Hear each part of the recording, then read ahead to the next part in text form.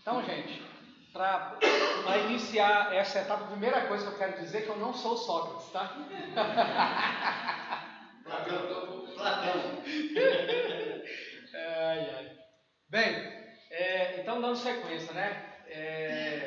Uma parte dos próprios lábios, a língua, ou qualquer outro ponto da pele que esteja ao alcance, até mesmo o dedão do pé, são tomados como objeto sobre o qual se exerce essa sucção. E aí, olha só, percebam o seguinte, olha a perspicácia de Freud, né? Tudo bem, sugar o seio era notadamente uma questão de sobrevivência, porque estava ligado à nutrição, né? Então, do seio vinha o leite para manter o corpo. Mas que processos eram esses outros de chupar o dedo, uma vez que do dedo não sai nada, chupar o dedão do pé, uma vez que do dedão do pé não sai nada, sugar o próprio braço, que é um processo que também não sai nada. Aí que ele vai descobrindo as questões da sexualidade na fase oral da criança. O que a gente vai perceber? E aí a grande diferença da análise que ele faz quando ele lança seu olhar sobre a sexualidade da criança para a sexualidade do adulto, né? Por exemplo, no adulto, a sexualidade tem o objetivo final de fazer a transferência erótica para a genitália. É o objetivo final para que aconteça o ato sexual em si. Na criança, não. A zona do prazer da libido passa por fases onde ela está localizada. A primeira dessas fases, a primeira localização é exatamente a fase oral, como o chuchar que nós estamos vendo aqui, né? E que quando a criança está maiorzinha, por exemplo, o prazer que a criança tem de enfiar dedo em buracos, incluindo os nossos. Enfia dedo no nosso nariz, enfia o dedo na nossa boca, né? Nosso ouvido, nosso nariz, na nossa boca. Enfia o dedo na tomada elétrica, que ela até aquela primeira vez que ela faz, ela não sabe que aquilo vai dar choque, vai ser um desprazer. Mas como é um buraco, ela quer enfiar o dedo lá. Isso tudo faz parte, né, do que o Sócrates estava falando antes. Tirou aqui, não vai andar, né?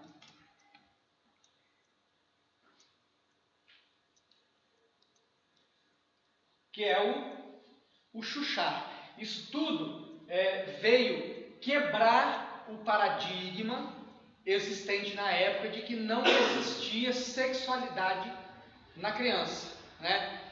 Porque o que se dizia à época é que só existia sexualidade da puberdade em diante. Aqui está o ineditismo do trabalho de Freud. Quando ele descobre, através das suas observações, que a sexualidade não estava só na fase adulta, ela já se encontrava na criança. E que ela passava, né, no corpo infantil por fases localizadas, visivelmente localizadas em determinadas partes, mas sem ter o efeito da transferência erótica para a genitália, porque não há a necessidade do coito ou do ato sexual em si na criança, uma vez que aqui visivelmente chama-se autoprazer, né? E lógico que isso aqui enfrentou muita resistência, né? Muita mesmo. Então ele está dando conta disso daí, né? E que a gente agora, tomando contato com essa informação, a gente consegue facilmente perceber. Eu, por exemplo, revejo os meus filhos muito claramente nisso aí. Não sei se vocês conseguem,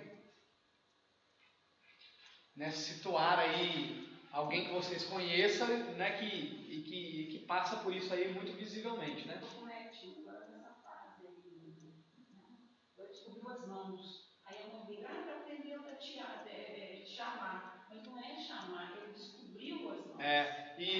E outra coisa, algo muito comum e que até então a gente não dava muita importância. O que a criança faz com todo objeto que ela pega? Aonde que ela leva? Na boca. É o chuchar. Na verdade, o que é aquilo ali? É a exploração da descoberta do prazer além dela. Né? Ela traz o objeto à boca para ela sentir prazer nesse ato. Né? Não é mais, como se dizia antes, ela está descobrindo o mundo pela boca. Não, é o prazer pela boca, é diferente. Né? Porque, olha o título, Manifestações da sexualidade infantil. Como é que é a manifestação da sexualidade do adulto? A sexualidade do adulto, ele precisa do outro para ter a troca erótica com o objetivo do ato sexual. Como é a manifestação da sexualidade infantil? A descoberta do prazer no próprio indivíduo, sem a necessidade de outro.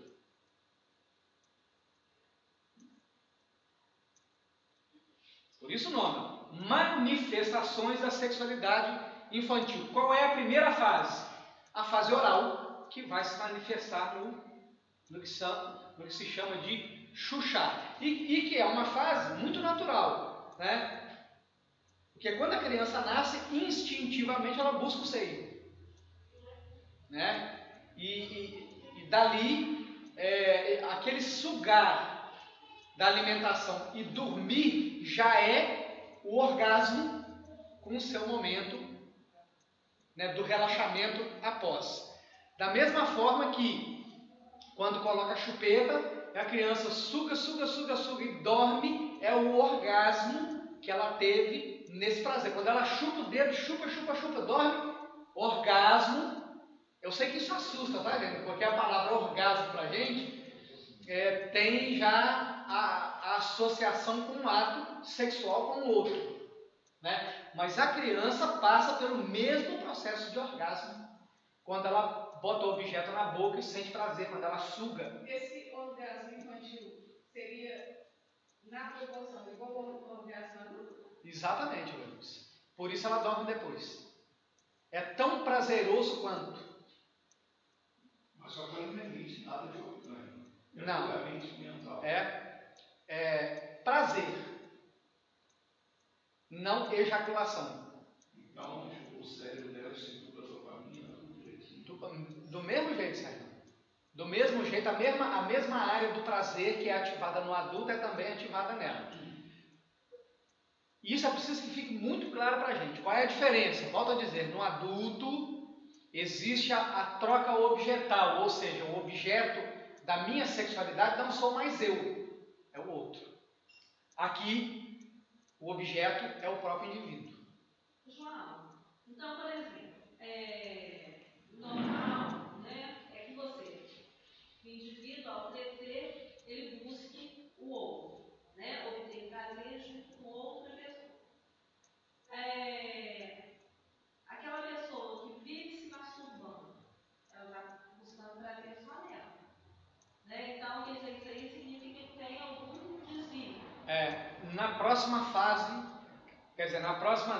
depois da fase oral, vem a fase anal, é quando a criança sente prazer em controlar a defecação, e depois da fase anal vem a fase fálica genital. Aponta um problema aí qualquer nessa fase, porque isso, gente, chama-se desenvolvimento psicossexual. Entendeu?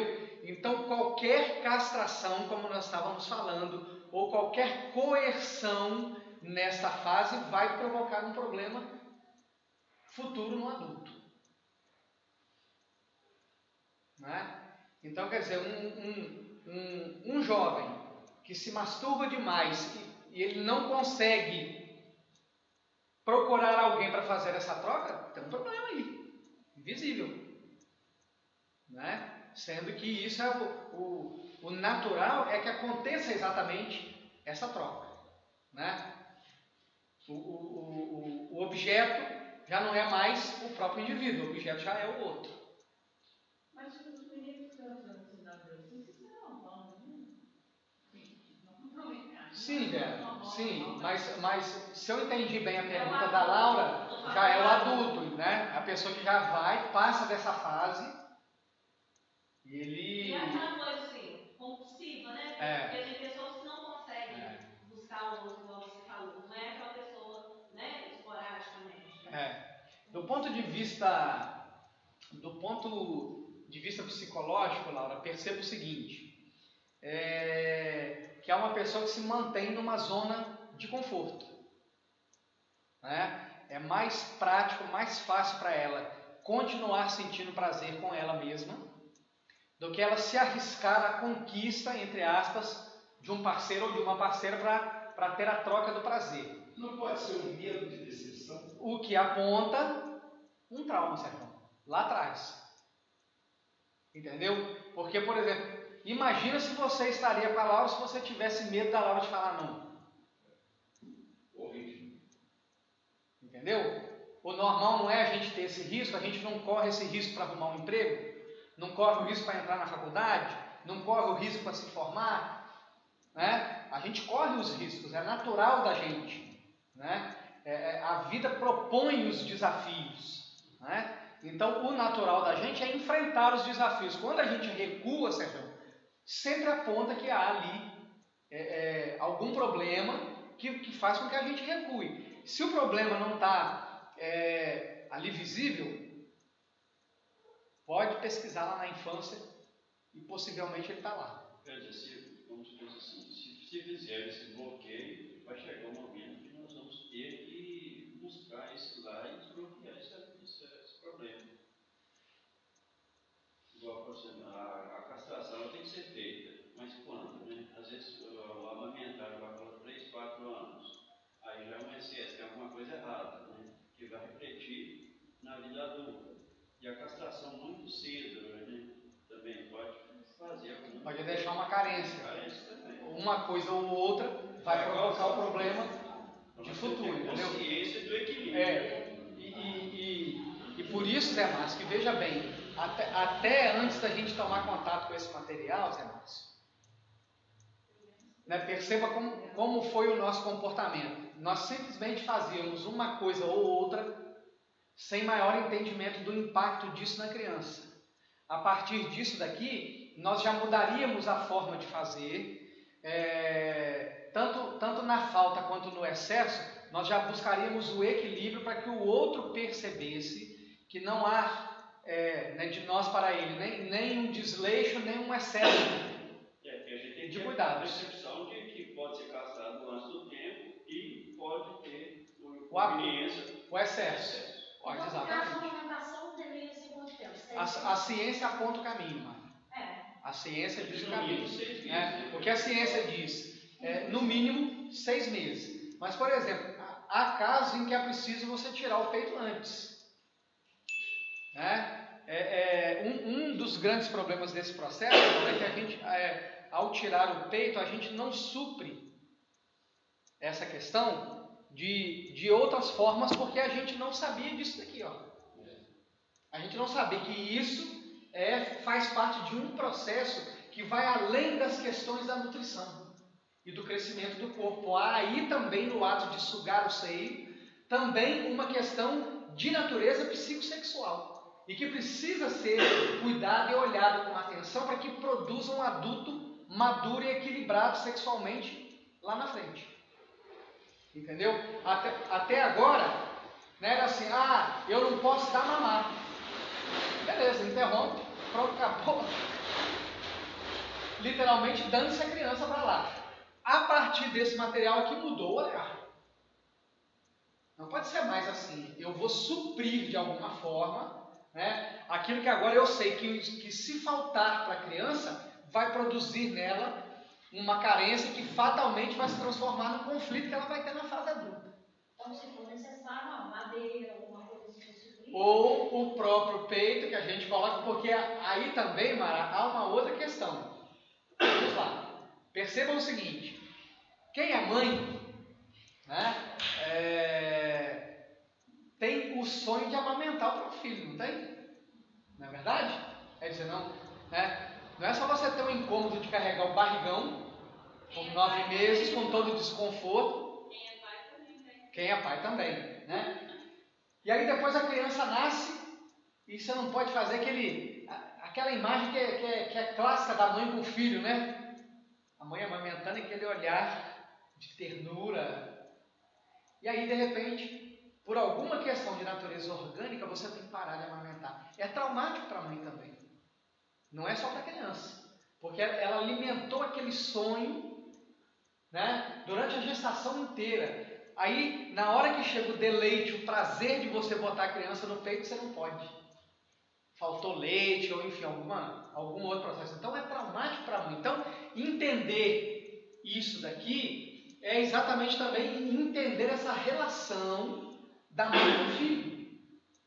Né? E principalmente trazer para a gente essa visão que não é apenas uma relação de natureza orgânica, onde a mãe supre a criança do leite. Há um suprimento psicológico. O emocional a gente já sabia, mas o psicológico nós estamos tomando conta dele agora. Né? E ele precisa ser muito bem cuidado se nós quisermos produzir um adulto bem resolvido com as questões da sexualidade. Ou pelo menos não tendo seus próprios traumas e grilos do passado sendo acentuados pela nossa ignorância ao lidar com essas fases do desenvolvimento da criança. E se, por exemplo, nesse caso, se ela não tiver leite, por exemplo, pode pegar a mamadeira e acolher da mesma forma no colo? Da mesma forma. Para ele sentir Exatamente. Sentir essa recusa, assim. A minha cunhada foi ao contrário. Ela tinha leite e o bebê não pegou o peito nenhuma vez. Aí ela chorava, se sentindo que ele estava rejeitando. Olha só. Ele prefere plástico do que pegou o peito. Aí ela chorava muito. A gente vai vendo, Mara, que tudo que não tem equilíbrio, né? Porque fora do equilíbrio não vai dar problema, tanto para a mãe. Igual eu já vi muita mãe, né, falar que ela não vai amamentar de jeito nenhum, porque o peito cai, que aquela coisa toda, que ele seca o leite a força por dentro de remédio, né? Isso aí também vai causar um trauma para ela. Com certeza. Então vamos lá, ó. Uma pulsão pré-êncio, né? Ó, surgida ao mesmo tempo, pode manifestar-se através de puxadas rítmicas simultâneas do lóbulo da orelha e apoderar-se de uma parte de outra pessoa, em geral, a orelha para o mesmo fim. Então, quer dizer, ó, a criança pode estar sugando o seio com a mão na própria orelha ou na orelha da mãe, ou enfiando o dedo no buraco do nariz, ou enfiando o dedo na boca. Tudo são processos psicológicos de prazer. Isso é muito comum. Basta crianças. Percebe, Luiz? É muito comum. Né? A minha neta, ela só dormia assim, 8 anos na orelha da gente, e com dedo, era 2 dedos, na boca, ou os 2 dedos segurando a orelha dela. E ela mexia tanto nesse lóbulo da orelha e chegava aqui. E se colocasse ela no nosso colo, a primeira coisa que fazia era pegar no lóbulo da orelha. Pois é. E a gente nem se dava conta de que isso aí é sexualidade. É prazer. Prazer. Né? Mas aí quando ela pega na orelha do outro. Não. Aí não tem a transferência erótica. Não, mas aí ela tem que fazer e mexer na orelha Tem. do outro. Tem. Na orelha do outro, né? Porque é o chuchar, é o dedo Ela tem prazer na ponta que explora como objeto de sentir prazer. Não há carga erótica aí, tá, Raquel? Isso é que é o mais importante. Né? O erotismo, ao tocar o outro, Raquel, só existe quando isso é direcionado para a genitália. Porque aí aponta que a criança viu aquilo com alguém. E aí ela tenta reproduzir. Quando a gente diz que naquele momento a infância dela foi roubada dela. Né? Porque o ato de você fazer o carinho na orelha de alguém para criança não tem a conotação erótica. É como se ela pegasse esse aparelho aqui, examinasse com a língua, botasse na boca, e depois que ela examinou bastante, o que foi isso? Orgasmo. Mas a carga erótica no aparelho, não, é dela com ela mesma. Da mesma forma, quando ela está mexendo na orelha ou na boca do outro, né? Por exemplo, o buraco do nosso nariz é uma zona erógena? Não é. Não é verdade? Mas para a criança é, porque ali está a investigação do prazer que ela está procurando. Entendeu? Então é disso que ele está tratando aí. O sugar com deleite alia-se a uma absorção completa da atenção, e leva ao adormecimento, ou mesmo a uma reação motora numa espécie de orgasmo. Então, quer dizer, aquele processo da criança fazer uma atividade e dormir na sequência é como se para nós adultos, durante o ato sexual, atingir o ápice da atividade, nós vamos entrar na fase de relaxamento, a mesma fase psicológica pela qual a criança passa.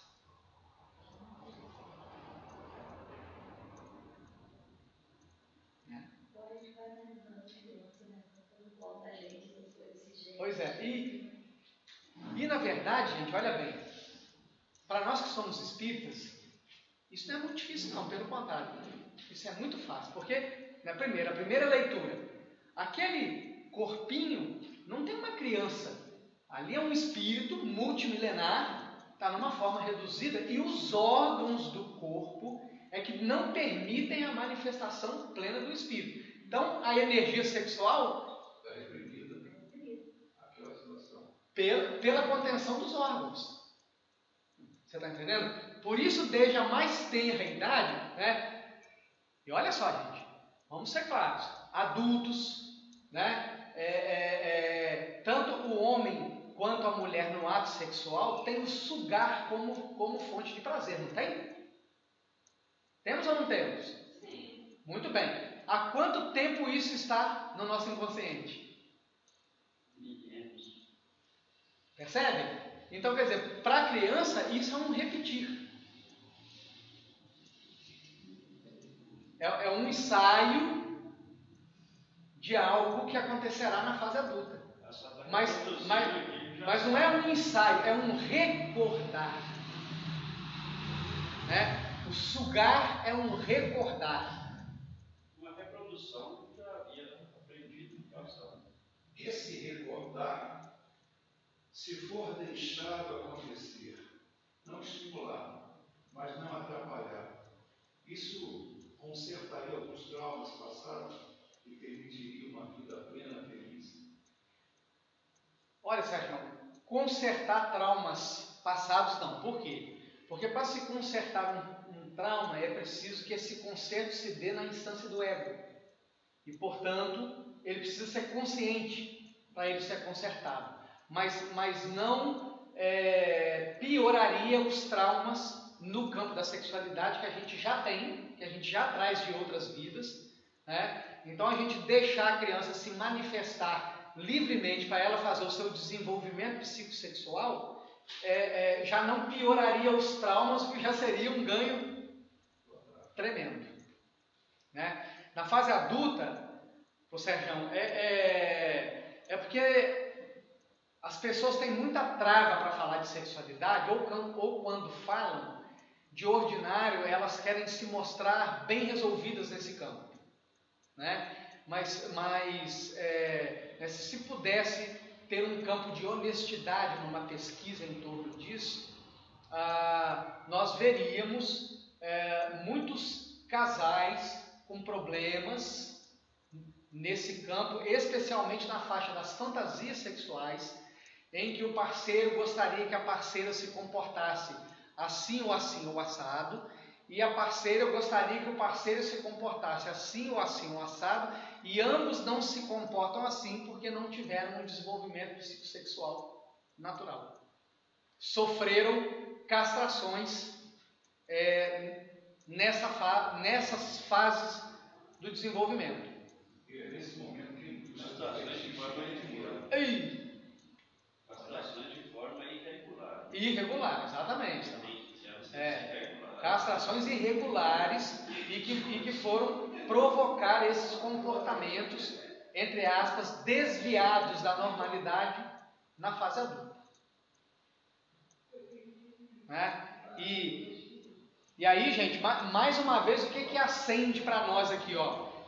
Como as nossas neuroses em torno da sexualidade interferem no crescimento saudável dos nossos filhos. Né?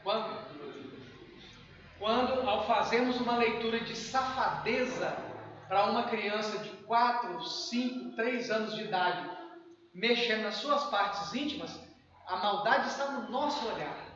E nós acabamos, naquele momento, sendo os causadores de traumas no desenvolvimento psicossexual deles e que vai repercutir na fase adulta, inevitavelmente. Né? Então, ou seja, nós temos contribuído para casamentos infelizes, temos contribuído para adultos mal resolvidos no campo da sexualidade, aí tendo que vivenciar máscaras, né? Porque a sociedade exige que os seus indivíduos sejam muito bem colocados nesse campo. Isso tudo tem o nosso dedo na fase da educação.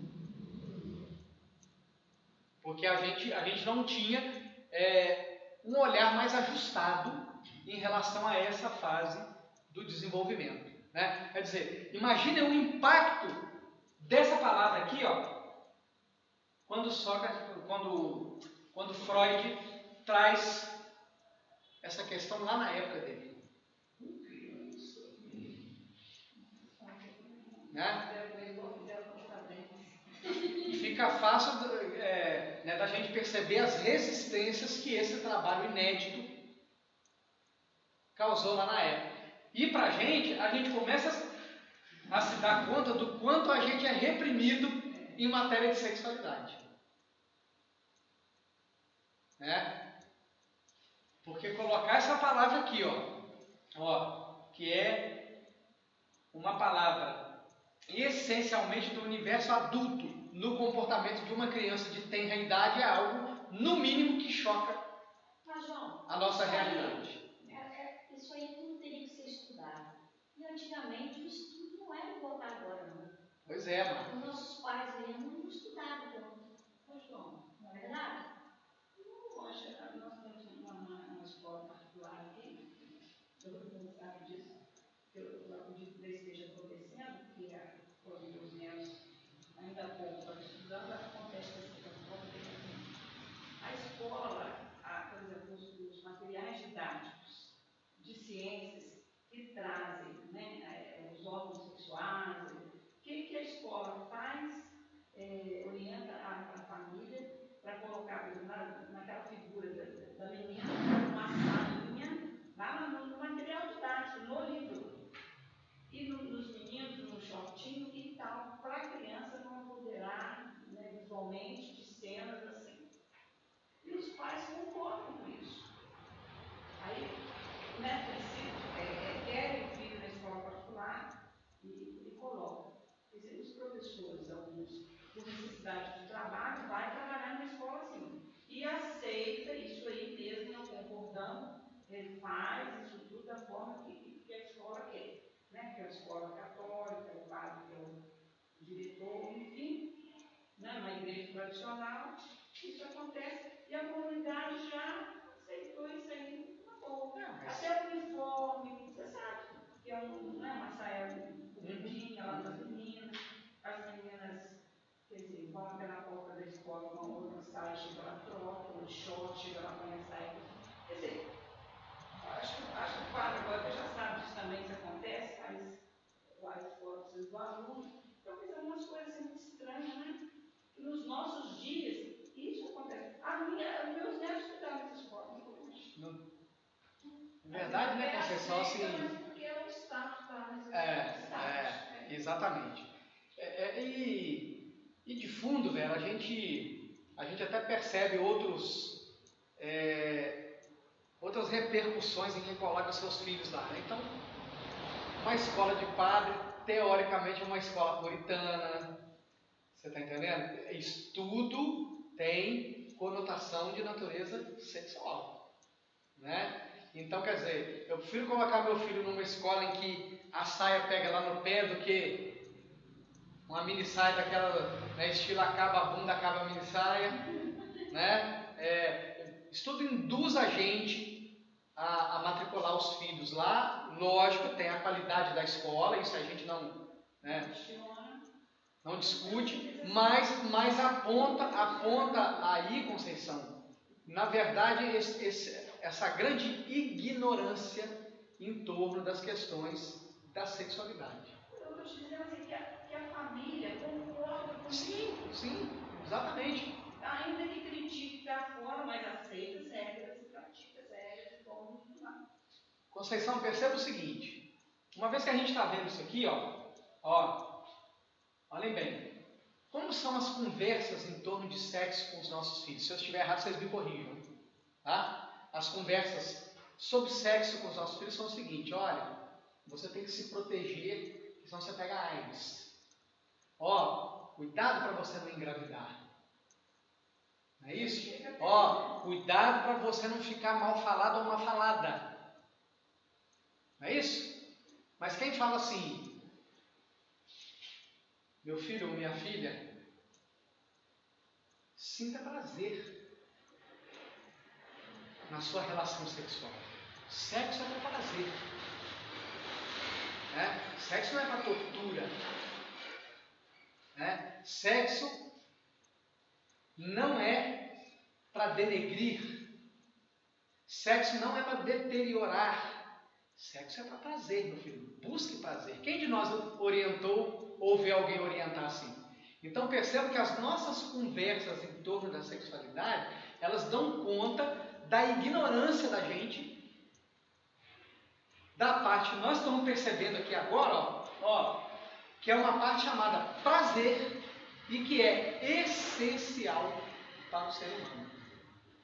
Né? E que a gente, trazendo para o nosso contexto de adultos, é para a gente se perguntar assim: quantas relações sexuais dentro do casamento nós tivemos e que foram verdadeiramente prazerosas? E percebo que quando eu faço a pergunta, eu estou levando a coisa para além do orgasmo. Eu não estou restringindo a questão do ato sexual em si. Eu estou falando de prazer, o prazer de estar junto, o prazer dos corpos nus se esfregando, o prazer da conversa, o prazer do olhar, o prazer do cheiro, o prazer de você querer estar ali naquele momento, né? E que você não está sendo levado apenas por uma questão de natureza orgânica. Percebem como a coisa é muito mais ampla do que, né, o quanto a gente restringe apenas ao ato sexual? Porque nós estamos falando de prazer. Olha onde a criança sente o prazer, sugando o bico, mexendo na orelha, sugando o braço, esfregando o mamilo.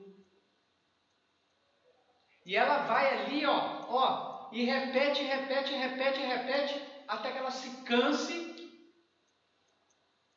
numa reação motora, como uma espécie de orgasmo. Prazer.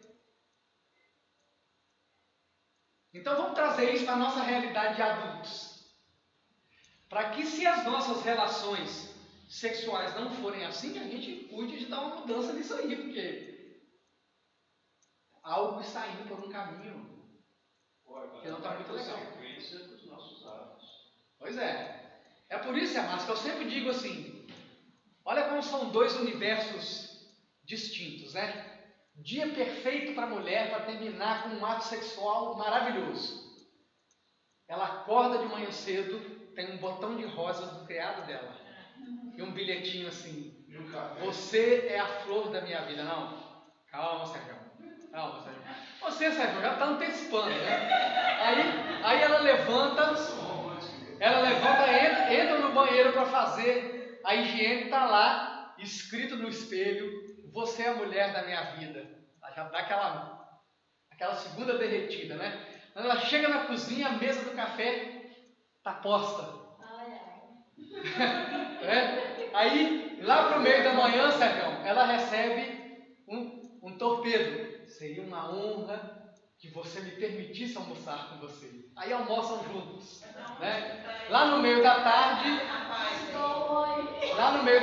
chega um bombom de presente e um WhatsApp picante, já preparando a coisa para a noite, né? E até aí, quando chega a noite lá, Sérgio, não tem jeito da coisa não ser boa. Esse é o universo feminino. O universo masculino, vamos lá.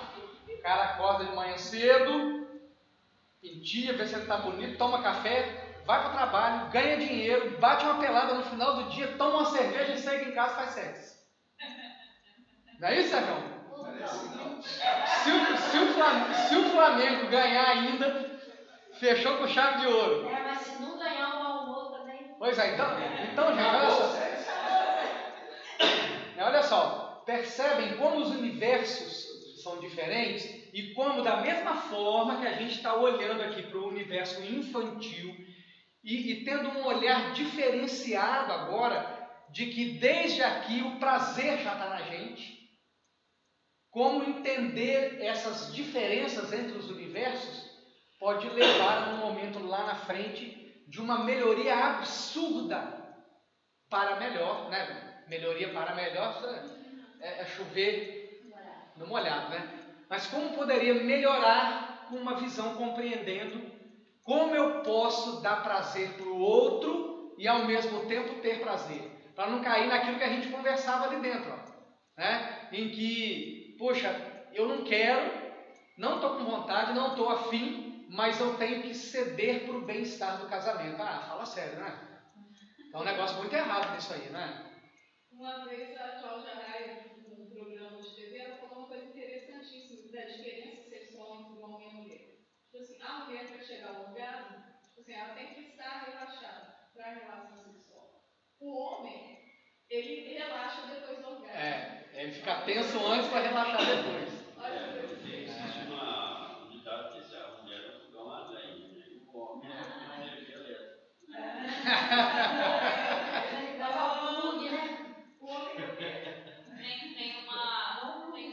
stand-up, que o cara fala que o homem só pensa em sexo. A mulher chega em casa e fala: eu bati bravo, meu filho resistiu na escola, meu cartão de crédito está estourado, eu tô com uma dor de cabeça horrível. É só para a mulher tem problema. Você sabe que está precisando. Ô João, eu e a Conceição que vamos nos dar uma outra oportunidade, porque ela não é uma mãe, mas essa a primeira opção, viu? A primeira opção. Pois é. Já pode escolher. Não raro, combina-se com a fricção de alguma parte sensível do corpo, como os seios ou a genitália externa. Por isso, muitos passam do chuchar para o masturbar. Tá? Então, gente, normal. Você pegar a criança lá se tocando, não tem nada de errado. Aonde está o errado? Se ela, criança, estiver tocando outra criança. Aí o que demonstra? Houve a troca objetal. Caso contrário, quem está errado é a nossa consciência. Caso contrário, o que está errado é a nossa consciência.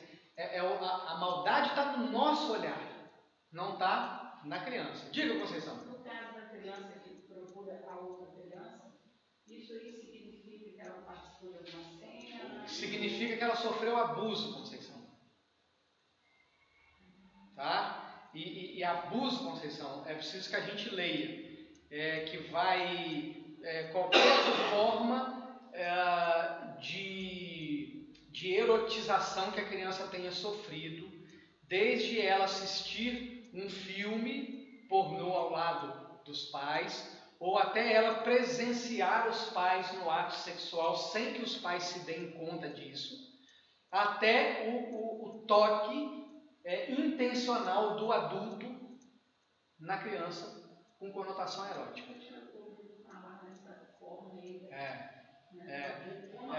Eu trato uma paciente, Conceição, exatamente com essa história.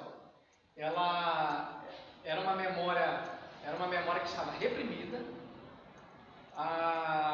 Numa das sessões, né, de terapia comigo, isso surge e ela fica tremendamente surpresa ao se dar conta disso e ficou muito constrangida, né, assim, para me falar, mas ela aos 4 anos tinha pesadelos terríveis, dormia no quarto com a irmã, tinha pesadelos terríveis, acordava no meio da noite gritando, assustadíssima. E o que os pais faziam? O natural, pegavam ela, tiravam do quarto, botavam um colchão do lado da cama, entendeu? Do lado da mãe, e ela dormia ali.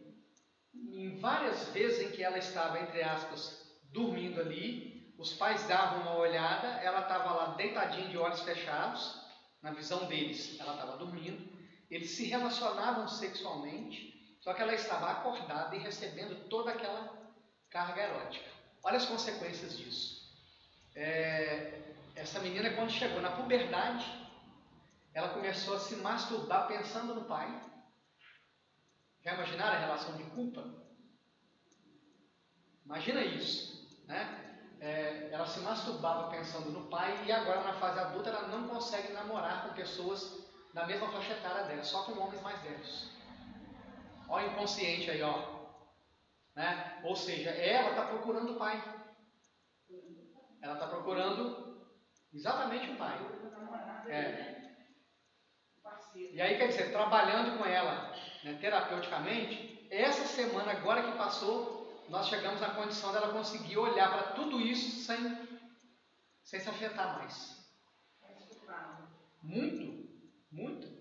Se culpava muito, Conceição, né? Porque você imagina isso, quer dizer que aquilo, naquele momento em que ela acompanha o ato sexual dos pais, é o momento em que a infância é roubada dela, porque aí ela passa a ter a necessidade de buscar não mais o prazer nela mesma, mas o prazer que ela sentiu com o outro e muito mais intenso do que o prazer nela mesma. Você está entendendo? Então, quer dizer, olha como isso é traumático. Hoje ela se relaciona com um rapaz que ela excomunga o cara, ela já viu que o cara não é o parceiro ideal, mas ela não consegue se libertar porque o cara é mais velho. O cara consegue levá-la sexualmente quase que no mesmo nível de prazer de quando ela sentia quando era criança. Olha quantas coisas do inconsciente, Conceição. Né? E eu disse para ela, ó, quando a gente conseguir desarticular esse abuso todo aí, possivelmente você ganhará a possibilidade de se interessar por pessoas da mesma faixa etária.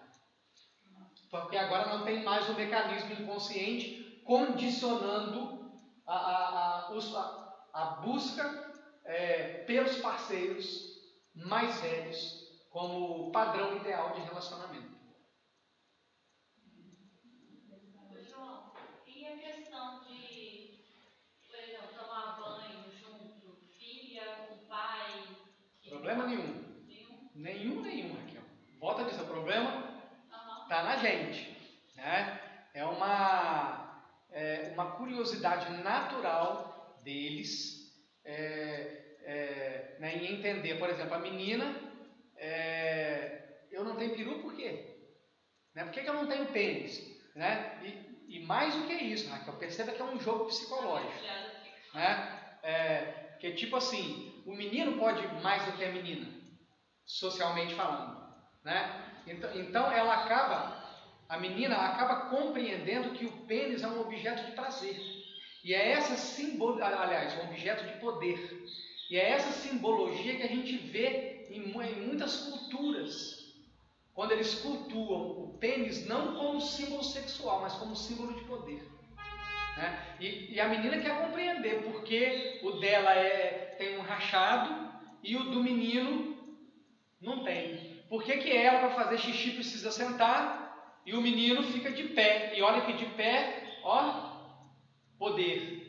Você está entendendo, Raquel? Então, ela quer entender isso, né? Por que que num é de um jeito, por que que no outro é do outro, por que que tem as diferenças, né? Quer dizer, por que que o peito da mamãe é grande, por que que o peito do papai tem pelo. Então, normal, a gente tem que tratar isso com absoluta normalidade, é só curiosidade, né? Volto a dizer, a maldade está no nosso olhar, no dela não. O que a criança está fazendo quando ela quer tomar banho com a gente? Ela quer investigar. Ela quer satisfazer a curiosidade dela, né? Ela quer entender as diferenças morfológicas. Mas uma criança de 2 anos fazendo isso... Normal, Raquel. Normal. Não há anormalidade nenhuma. Tá? Autoerotismo. A primeira e mais vital das atividades da criança, mamar no seio materno ou em seus substitutos, mamadeira, chupeta, há de tê-la familiarizado com esse prazer. Diríamos que os lábios da criança comportaram-se como uma zona erógena, e a estimulação pelo fluxo cálido de leite foi sem dúvida a origem da sensação prazerosa. Aí você pega o cara lá na fase adulta, quando ele teve um problema aqui, na hora que ele bota o cigarrão na boca, que ele faz assim, ó, o inconsciente dele fala assim: o peito da mamãe é uma delícia.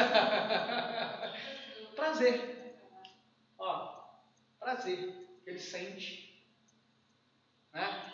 Daí o beijo, né? Por que o beijo é tão prazeroso? Tá ligado?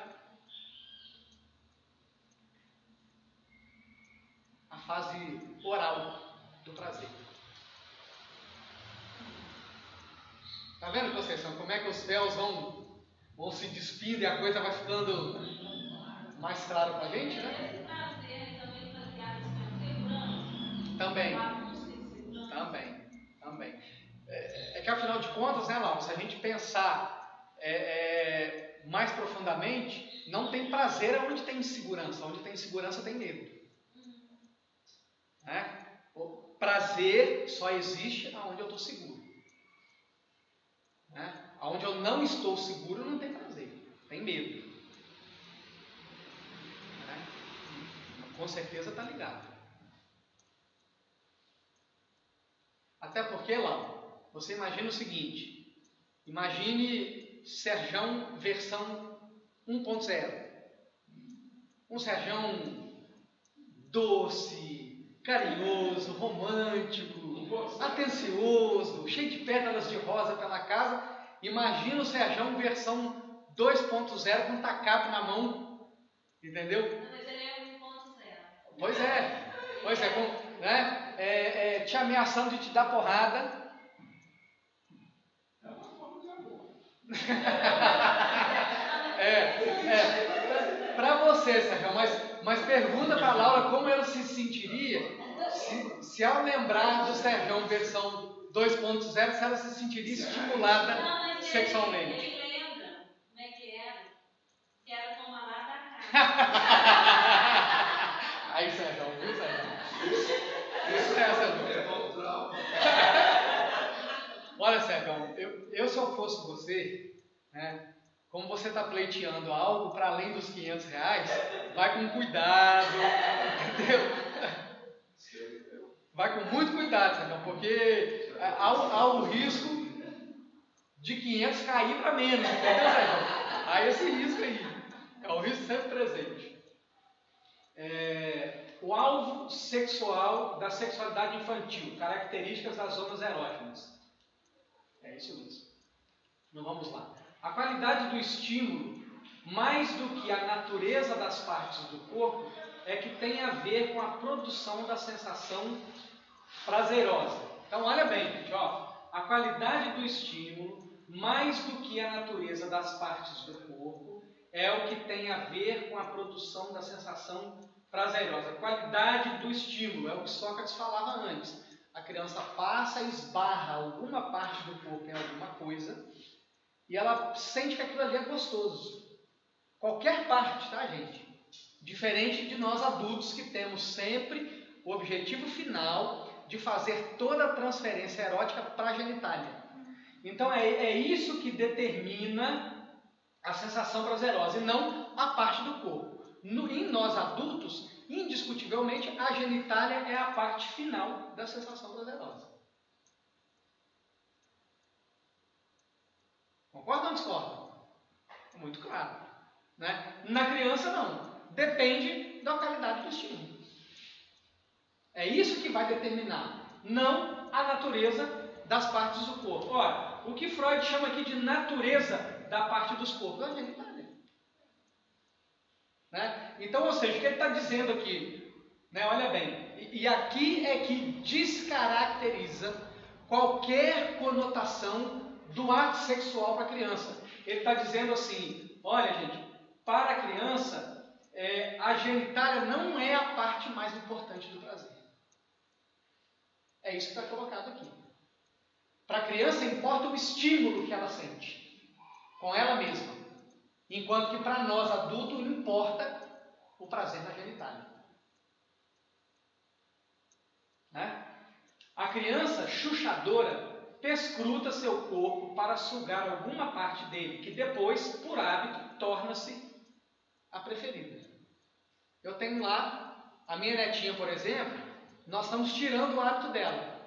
Porque ela senta ou deita do nosso lado, suga a chupeta e bota o dedo na boca da gente. Só que como a unha dela é fininha, corta os lábios da gente. Mas é a cena clássica delas. Você pega a Ana Clara deitada do seu lado, com a chupeta na boca e o dedo na boca da gente. Vai fazer 4 aninhos agora em novembro. Está quase chegando na fase do Édipo. Né? Ô João, mas para nós dentistas, a gente determina que 3 anos é a fase ideal para tirar a chupeta.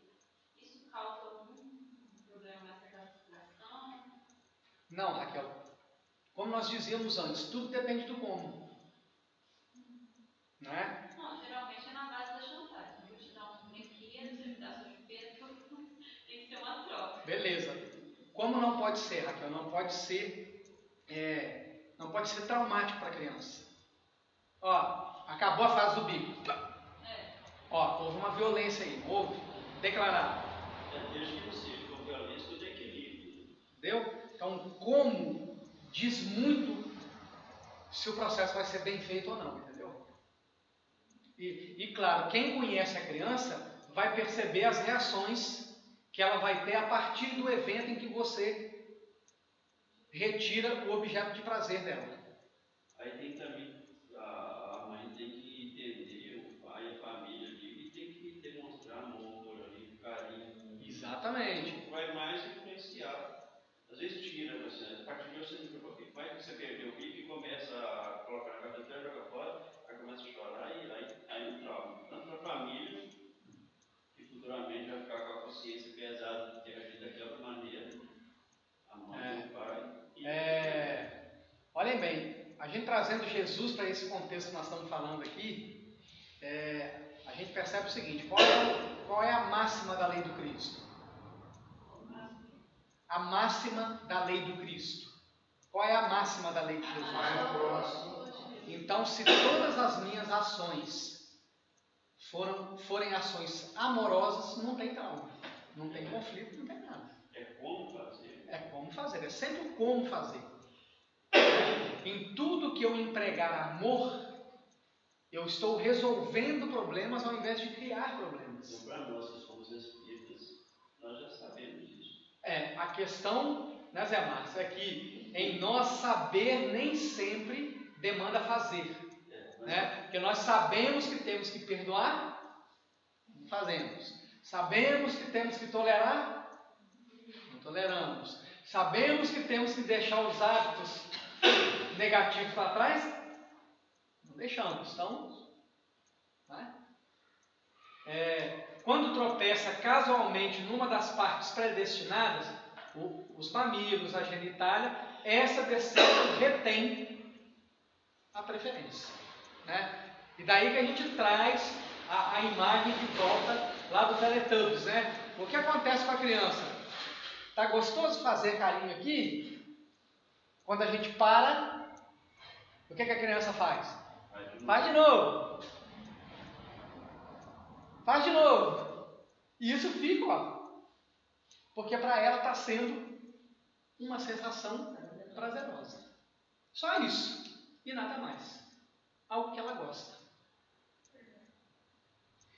E que a gente vai percebendo o seguinte: quantas coisas que a gente gostava, nós deixamos escorrer pelo ralo por causa do convencionalismo social.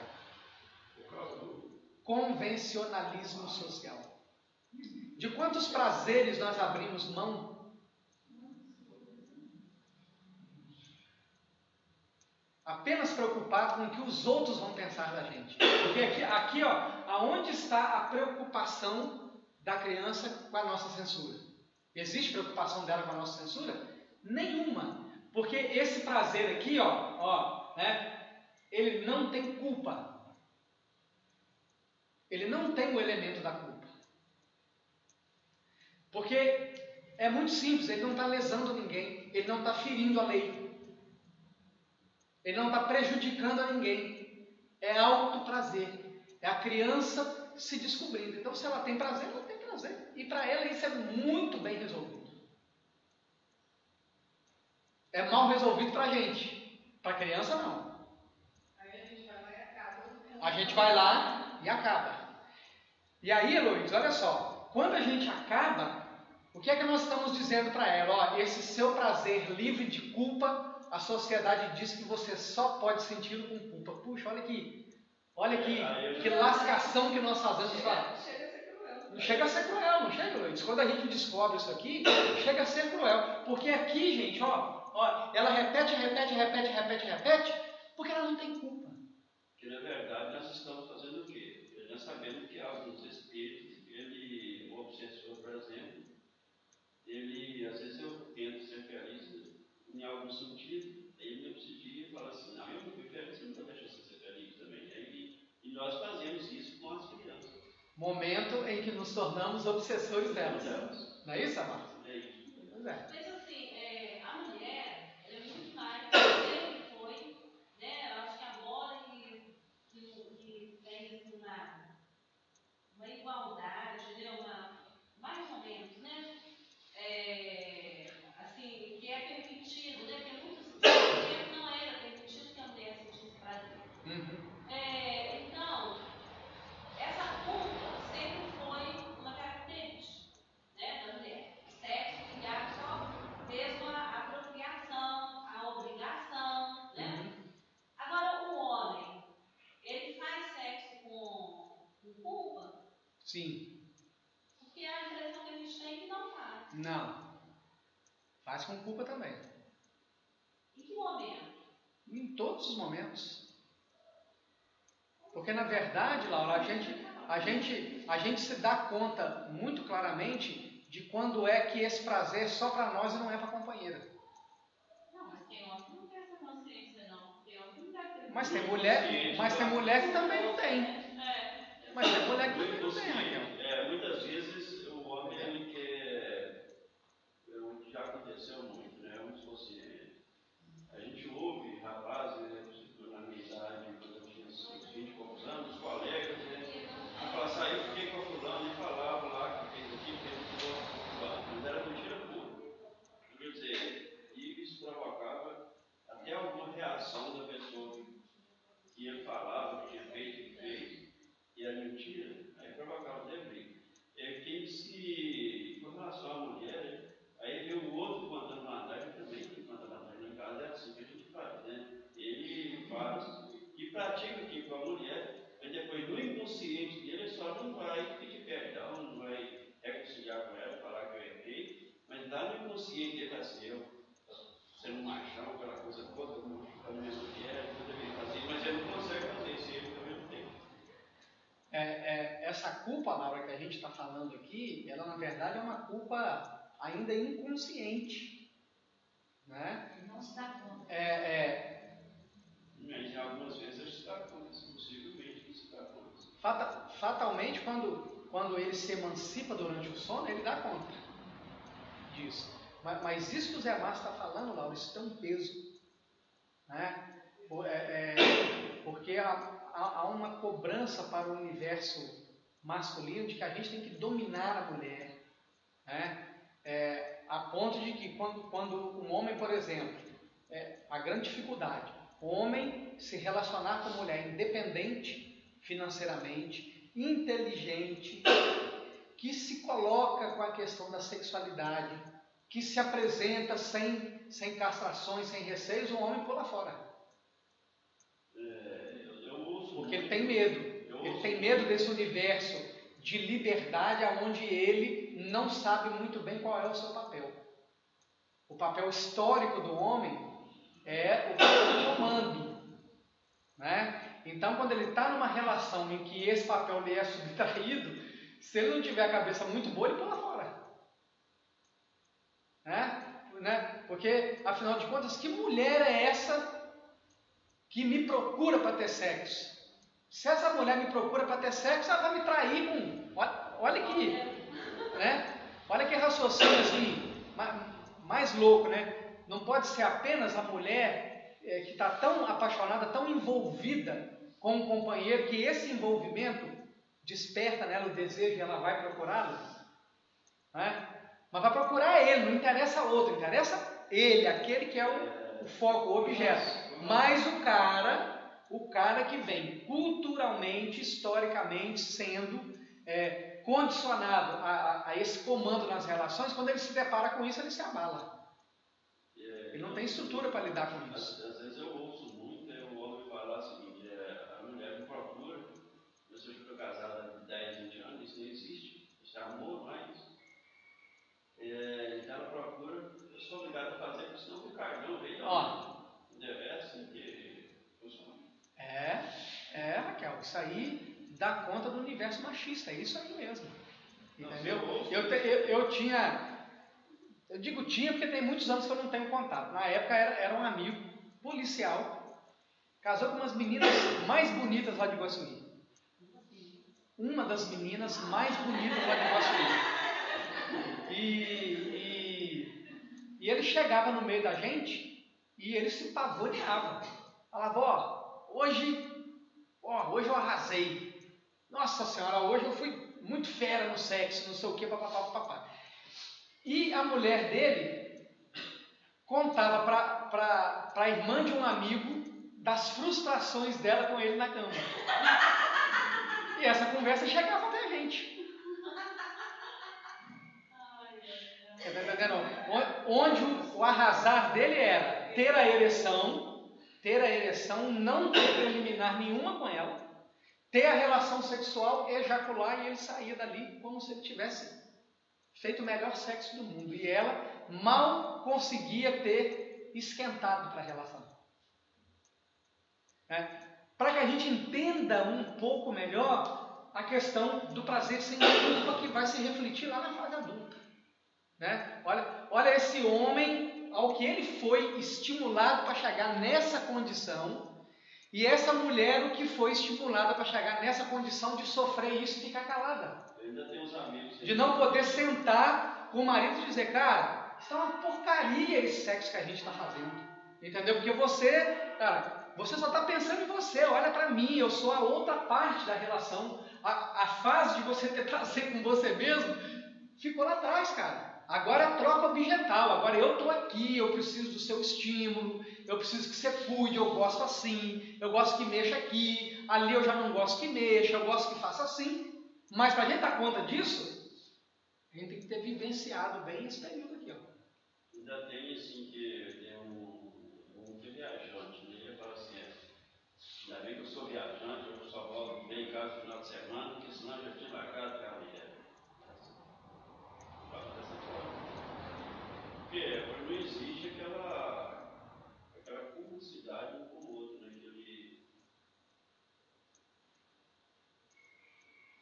Todos precisamos de sentar no divã. Pois o alvo sexual infantil. O alvo sexual da pulsão infantil consiste em provocar a satisfação mediante a estimulação apropriada da zona erógena que de algum modo foi escolhida. Isso é o sexo para criança. Né? E se a gente voltar aqui atrás, ó, vai ficar claro, ó, a qualidade do estímulo, mais do que a natureza das partes do corpo, é que tem a ver com a produção da sensação prazerosa. Então, qual é o alvo sexual da criança? Qualquer parte do corpo que dê prazer. Qualquer uma. Sola do pé, dedão do pé, a mão, o cabelo, a orelha, o mamilo, a genitália, a coxa, a barriga. Deu prazer, ela repete, até que ela tenha orgasmo. Eu vou fazer um lembrar aqui agora. Já desse nós estávamos almoçando e o meu sobrinho agora está com 9 aninhos, né? E ele almoça lá em casa todo dia. Aí tem mania de pegar no cabelo dele e fazer aquele negócio, sinal do almoço, aí a mãe virou para ele e falou assim: ô menino, se um dia você faz isso nesse cabelo, você vai jogar cabelo no meio da comida. Ah, Didi, deixa pra lá porque eu gosto de ficar com a. Menina, você me chamou a atenção aqui agora nisso, aqui. Eu também fiquei meio assim, né? Caiu a ficha aqui, ó. É um prazer que ele tem realmente de ficar assim e ela mandando ele parar. E aí, Mara, eu percebo o seguinte: eu gosto de fazer isso. Tem culpa para ele, Mara? Tem culpa para ele ao fazer isso com o cabelo? Não. Então por que não deixar? Não é verdade? É exatamente essas castrações que a gente nem dá conta que faz, Mara. Que quando chegar lá na fase adulta, instalou o problema. Tem uma coisa, né, que, por exemplo, no selinho ou alguma coisa, um menino aproxima de uma menina, faz aquela amizade muito, fica muito ligado, né, porque os semelhantes se atraem, né? E às vezes o pai ou a mãe daquela criança vê de ambas as crianças, aí ela vai cobrar tipo, do outro, né, o pai deve tomar com o menino, por exemplo, a mãe ou o pai da menina, chega perto do pai e da mãe e fala assim: eu gosto do seu menino, e às vezes o negócio é de ambas as partes, aquela aproximação. Aí o outro pai ou a outra mãe responde assim: prenda sua cabeça que meu voto está solto. Aí a criança, não sabendo daquilo, a mãe começa a elogiar a filha, o pai, o menino lá, e o outro incentiva ele, né? Aí futuramente cria algum trauma, tanto para aquele que estimula a criança, né? Aquela que é o homem, o menino, vai estimular ele, que ele tem que fazer, que ele é o homem, ele já vai plantando na cabeça dele, aí cria esse machão que é um marido. E depois vai sofrer com a mulher, e ele vai. Então, assim, às vezes a gente fala assim: o homem é isso, né? Mas nós temos que saber o que podia na criança, o que foi feito com ele. É isso aí. É exatamente disso aqui que a gente está dando conta agora. Às vezes nós estamos julgando o homem, aquele marido lá, aquele homem que fala dele, não, Ricardão, né? Então, nós temos que perceber o que foi feito quando ele é criança, que esse trauma é prevenir, né? Então nós julgamos ele, falando que ele é um machão, que ele é encerrado, mas nós estamos fazendo um julgamento também de uma vergonha. Com falta de conhecimento. Falta de conhecimento. Porque quando o outro fala assim, só prende sua cabeça que meu pau está solto, ele estimula aquela criança a ser um machão, que aquele está em cima, aí ele vai e faz isso. Aí possivelmente ele vai ser aquele marido problemático. Não vai responder. Então ele tem um trauma também. Também. Essa satisfação deve ter sido vivenciada antes para que reste daí uma necessidade de repeti-la.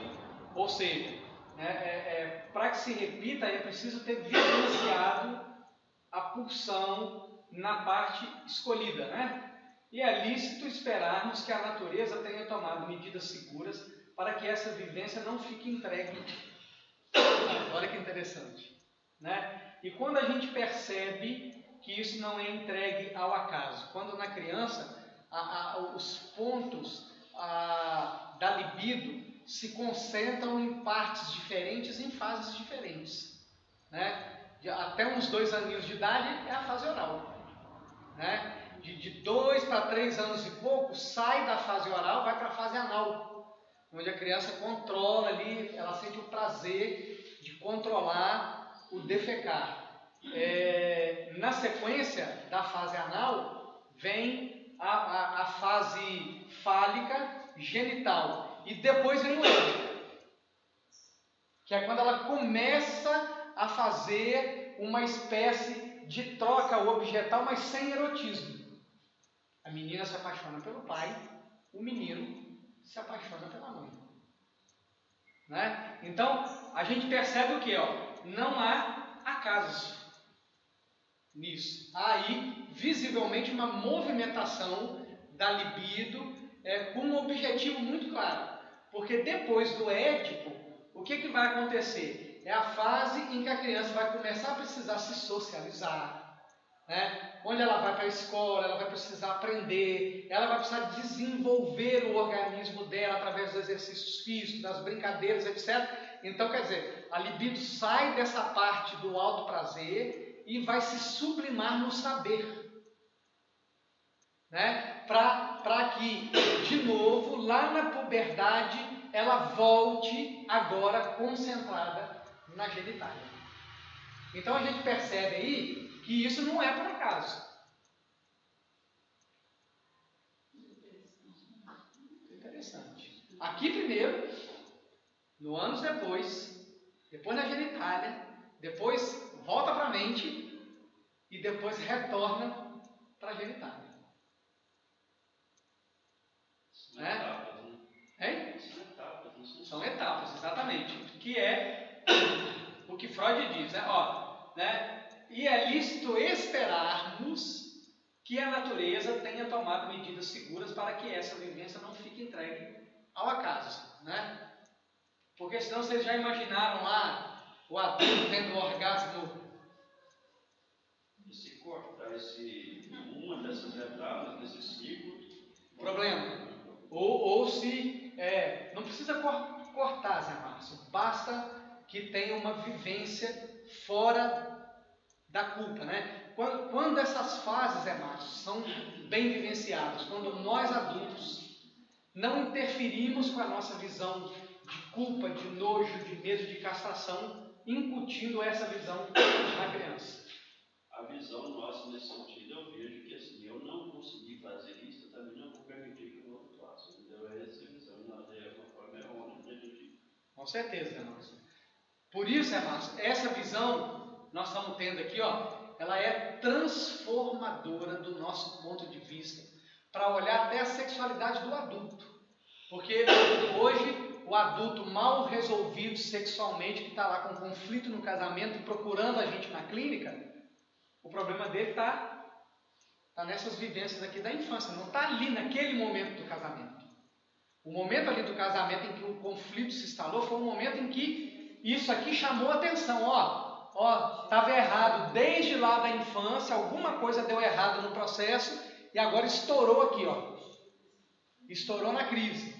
Então é nesse momento da crise que ele vai buscar a ajuda do profissional, que ele vai bater lá na nossa porta e vai falar, eu estou com um problema no meu casamento, não consigo dar prazer para minha companheira ou para o meu companheiro, ou a nossa vivência nesse campo fica aquém dos meus desejos, enfim, ou fica além e eu tenho medo de esse além eu não conseguir me controlar e eu sair aí pela rua fora, sabe? Então ele chega lá com essas demandas e a gente tem que entender o que foi que deu errado nesse processo aqui para a gente ajudá-lo a encontrar o rumo da sua relação prazerosa com a sua própria sexualidade,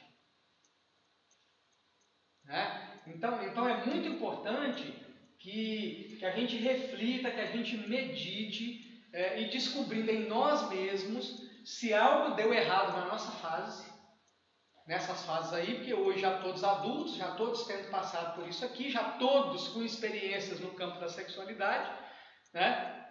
E a gente perceber como a nossa entrega, o nosso jeito de lidar com a sexualidade hoje é capaz de nos mostrar problemas vivenciados nessa fase aí. Porque, volto a dizer, é a partir do nosso relacionamento com a nossa própria sexualidade que nós vamos conseguir ajudar as pessoas que vão bater lá no nosso consultório. Você estava falando aqui, João, e eu concordo. Todo cidadão aí, do ser humano, tem uma questão aí mal resolvida. Pois é, mas a gente, cultural, né, da época. O que é que nos diferencia dos outros cidadãos, Conceição? Nós estamos nos propondo ajudados a resolver essas questões. Portanto, nós precisamos identificar essas questões em nós, entendê-las em nós, para na hora que o outro sentar lá no divã, a gente ter condições de direcioná-lo, né? Porque senão a gente pira a cabecinha, gente. Né? Lembra aí da imagem do deus grego para as mulheres?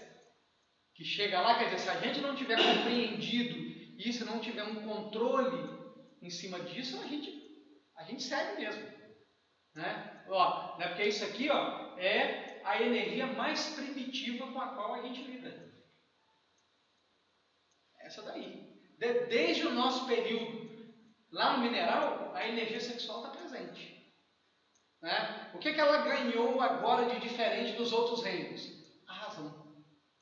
Agora nós temos a razão. Agora nós podemos entender por quê. E agora nós podemos dar direção. Não mais ficar ao sabor dela, mas dar direção. Tá? Então é um material realmente muito estimulante, né? Universidade de Capela vai falar sobre os deuses. Hein? Universidade de Capela vai falar sobre os deuses.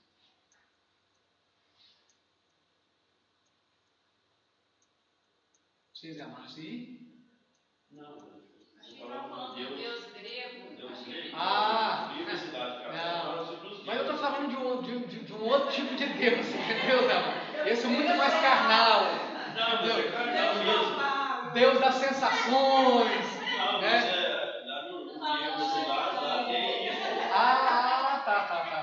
Lá tem que na época que eram os deuses que Somos nós, o povo de Cristo. Aí as mulheres da época lá passaram por causa dos deuses. Pois é. Vai ser antigo. E olha, gente, nós, enquanto terapeutas, em algum momento, um paciente vai olhar para a gente e achar que nós somos o número ideal dele. É sério. É sério. Eu imagino que esse assédio seja grande. Eu percebo, por exemplo, muito esse assédio você que é palestrante, com certeza você já viu isso. O assédio de palestrante é muito grande. Eu já comentei com isso, meu primo tem dó de você. Porque, então, esse assédio que tem do palestrante, você fica em evidência, né? A pessoa transfere por aí para você, nossa, fala bem e tal, né? Aí você, como terapeuta, então acho que você mexe ainda mais com o imaginário da pessoa que está Luiz, porque todo mundo acha que o terapeuta olha só, resolvido. Curiosamente, Luiz, eu até hoje, nesses anos todos de oratório espírita, olha que eu estou nisso, já vai aí para uns 20 anos. Eu só tive 2 assédios explícitos. Explícitos mesmo, que as pessoas chegaram e foram direto. Não, como morador. Como terapeuta eu tive um só, explícito também. É só que você, como palestrante, tem 20 anos. Como palestrante, como psiquiatrista, você tem que E assédios indiretos, a gente percebe às vezes num abraço que se demora mais do que deveria, você está entendendo? Né? E que você percebe assim, que o problema desse abraço demorado não é a demora em si, né? É a intenção que você percebe, né? Porque é claro que quando você encontra com alguém que te é conhecido e tem muito tempo que você não vê, puxa, é gostoso você dar um abraço demorado, né? Mas a gente consegue exatamente perceber quando aquele abraço é do amigo, quando aquele abraço vai para além do amigo, né? E aí, Luiz, eu percebo assim que o mundo espiritual me protege bem disso, exatamente por saber que aí está uma área de grande falha minha. Lá no passado é onde eu preciso estar com os pés bem firmes, né? Então, por exemplo, essa experiência no divã, ela foi muito importante para mim, nesse aspecto, porque para um homem dentro dessa sociedade machista e educado assim, estimulado assim, você ter uma mulher ali bonita, frágil e se declarando para você não é algo simples da gente lidar, não. Você tem que estar muito focado no seu papel de terapeuta para você conseguir passar ileso por aquilo. Até eu estava fazendo umas pesquisas, eu vi algumas aulas nesse sentido dessa transferência aí. A gente... O pior é quando ocorre a contra-transferência, Zé Marcos. É quando a gente cede a esse assédio do paciente. É a contra-transferência. Ter esse conhecimento, esse entendimento de que até como e quando nós podemos permitir essa transferência como terapeuta. Porque nós temos que, de uma certa forma, fazer essa transferência. É permitir que a pessoa faça essa transferência, mas tem que saber o limite. O limite, com certeza. E tem muito terapeuta que perde o fio da meada aí. Então, aí entre esse limite aí que está o perigo, entendeu? Aí que está. A Mara, por exemplo... Que, de certa forma, nós temos que permitir, porque é onde a paciente ganha, o paciente ganha essa confiança. Ele começa a desconfiar, mas depois ele passa a transferir em um outro sentido. A Mara, por exemplo, como a Mara é lá de Iguaçuí, ela sabe de um caso lá, por exemplo, de um médico ginecologista, muitos anos atrás, né, famoso lá na cidade, veio de fora, entendeu? Ficou famoso, e ele começou a se envolver com uma paciente cujo marido era dono de uma madeireira. Lembra disso, Mara? Lembra? Pois é, eu mesmo na época, a minha namorada, quando falava que ia procurar esse médico, eu falava, você vai procurar outro. Esse aí você não vai, não. Porque tem esse comprometimento também. Serrão do divã nem pensar, entendeu? O nome desse já é uma ameaça. O nome desse já é uma ameaça, já é uma guilhotina no pescoço, entendeu? Imagina quem foi da reencarnação passada. Então, quer dizer, gente, olha os vários comprometimentos que a ignorância disso tudo daqui, em se tratando da gente, pode causar. Quer dizer, ao fazer a contra-transferência com a paciente, se ela estiver envolvida com outro, já há uma lesão da lei. Se eu estou envolvido com outro, há lesão da lei. Se eu perco a condição de ser o terapeuta dela, e se ela fez a transferência comigo, o caminho do reequilíbrio dela era através de mim, e esse caminho se perdeu, sem contar o impacto social e econômico dessa ação no local onde a gente atua. Nós temos que Porque isso que eu falei aqui sobre o médico, sobre o ginecologista, acontece com o terapeuta. Puxa, eu vou deixar você ir lá naquele cara que se envolveu com fulano de tal, ou aquela terapeuta que se envolveu com fulano, mas de jeito nenhum você não vai. As estatísticas dizem, quando a gente é bem atendido, nós falamos para quantas pessoas? Para 8. Quando nós somos mal atendidos, nós falamos para 23. Percebe? Então, quer dizer, uma ação negativa, ela vai cair feito um rastilho de pólvora na comunidade onde a gente atua. Então, até esse cuidado, a gente tem que ter. Porque senão a gente fecha as portas do consultório para a gente mesmo. É verdade. E como diz a nossa doutrina, né, o nosso lado moral em qualquer época, em qualquer situação, né? Ainda mais quando vem uma alma, se deita no divã ali na nossa frente e se desnuda diante de nós. Gente, isso é uma responsabilidade. Né? Isso é de um tato, de um cuidado, para que a gente não se perca no fazer terapêutico. Né? Então, por isso que quando a gente passa por esse... Tem que saber fazer a castração no momento certo. Sempre. Né? Muito bem, vamos lá. Já tomamos conhecimento de que promove a satisfação dessa penalidade no caso da zona labial. É a ligação simultânea dessa parte do corpo com a alimentação. Então, quer dizer, olha bem, o que Freud está dizendo aqui? Que para além da questão da necessidade nutricional, há a necessidade do prazer. Ou seja, então, o sugar tem um objetivo fisiológico e um objetivo psicológico, tudo no mesmo ato. Esse objetivo psicológico ficou tão patente que ele percebeu a sucção, o chuchar, sem a condição da nutrição e mesmo assim a criança tendo prazer. Para comprovar, em definitivo, que a questão da sexualidade está presente também na criança. Né? As manifestações sexuais masturbatórias. Né? As diferenças mais significativas dizem respeito às providências necessárias à satisfação, que no caso da zona labial consistiam no sugar e que terão de ser substituídas por outras ações musculares conforme a posição e a natureza das outras zonas. Né? Então, ou seja, antes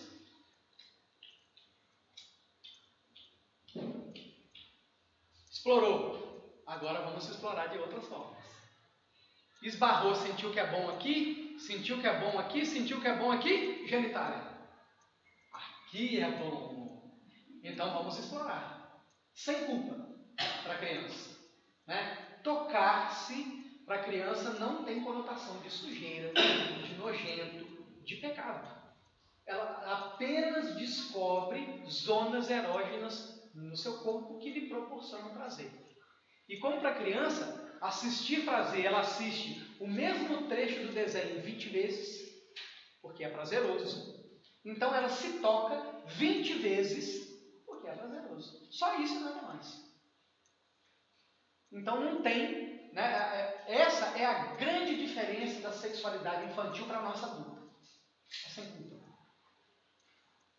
Aí olha só como que a gente, que eu digo como agentes reprodutores desse início da castração, como acaba com uma sociedade em si. Por exemplo, nossa sociedade é muito machista.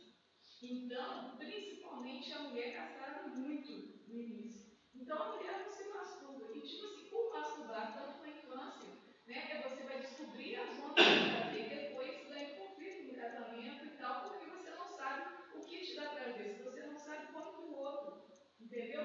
Tipo assim, o trabalho do outro vai ser muito maior do que você mesmo não se conhece. Há ainda outras duas questões aí, Heloísa. Uma é que, infelizmente, as próprias mulheres contribuem para a sociedade machista. Sim. Quando ao não entender as manifestações da sexualidade, elas muitas vezes acabam exercendo uma pressão para que o menino não corra o risco de ser homossexual, né? E aí ele não sofra todas as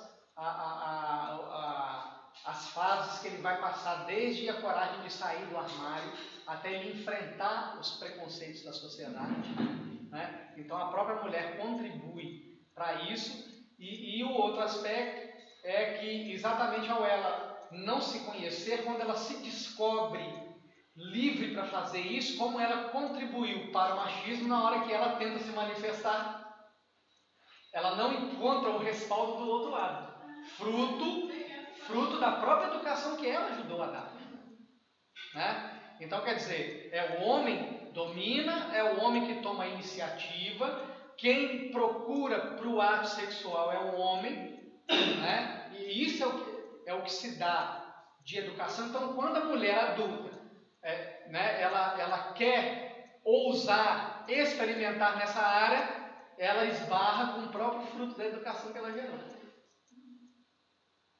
Então você vê que o negócio, Luiz, é muito mais complexo. Aí 50% de cada um. Ó, Zé Márcio, há muito condicionamento inconsciente aí, Zé Márcio.